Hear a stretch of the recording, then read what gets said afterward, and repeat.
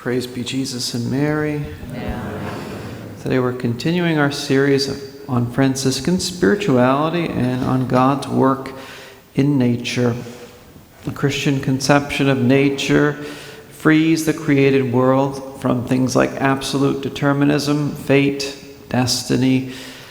Even though it's not gifted with reason, nature isn't a mixture of blind and fearful forces without any meaning or finality.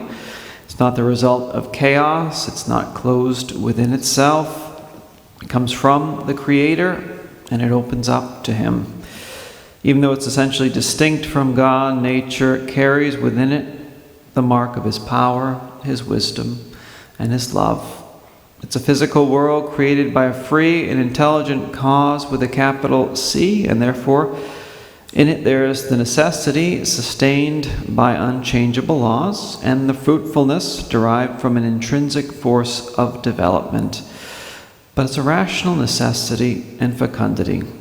The motive and the end of nature's existence is nothing less than the divine will itself.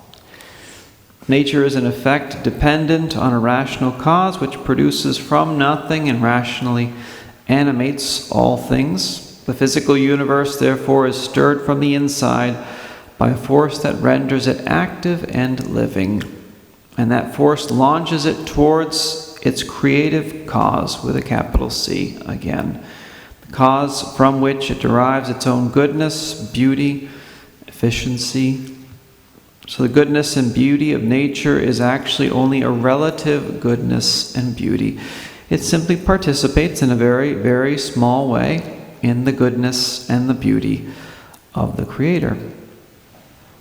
The ontological and structural consistency of creatures, which is the moving force of the universe, must be found in the cause of it all, a cause with a capital C, which is power, wisdom, and infinite goodness, and therefore creative, says Blessed John Duns Scotus.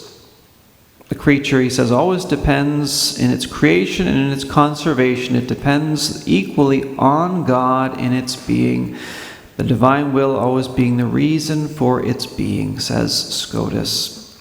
And as St. Augustine noted in his work on the City of God, everything is the work of a creative intelligence that, in an orderly and a hierarchically way, has fashioned the creature. The creative intelligence willed the mineral world.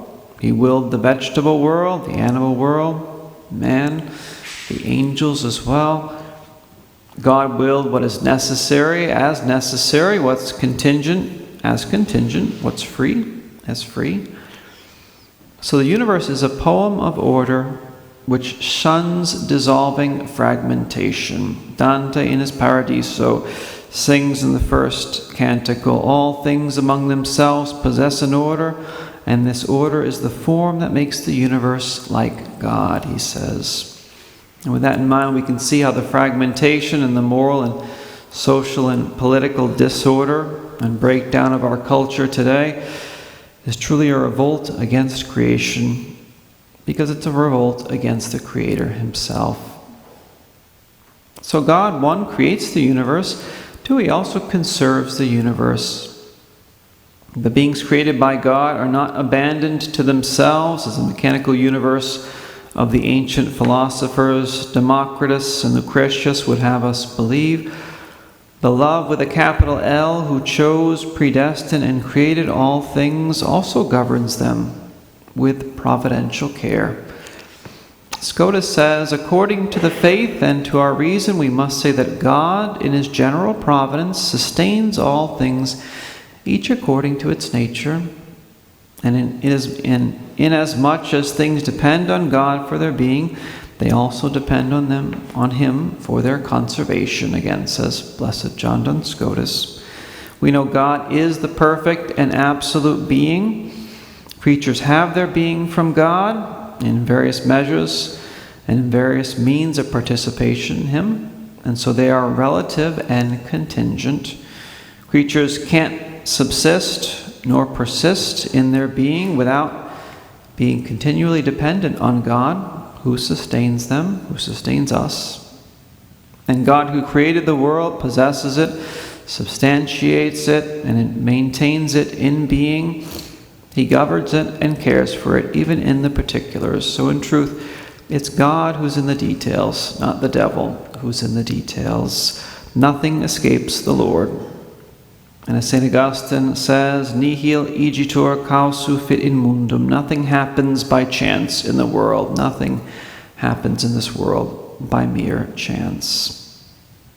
So even though the world, and especially the Western world, has become a breeding ground for evil in the past 60 or 70 years or so, we know that God is still in control, that God is still guiding and governing all things. And in the midst of the nihilistic darkness that engulfs us, we cling to the words of St. Paul, Romans 8:28, where the apostle assures us, all things work for good for those who love God and are called according to his purpose. So with his infinite virtue, God makes everything exist, and he provides for everything, from the lilies of the field to the birds of the air, to men and women and all things. Scotus quotes Augustine, who says, if this tenacious virtuosity ceased for one moment to rule and direct the things that have been created, their various species would at once cease to exist, and every nature would collapse into nothingness. It is not, you see, like a mason building houses. When he is finished, he goes away, and his work goes on standing when he has stopped working and has gone away. No, the world would not be able to go on standing for a single moment if God withdraws from it his controlling hand, says St. Augustine. So everything depends essentially on God, the creator and the conserver, for whom creating, forming, governing, conserving, it's all one and the same thing for God.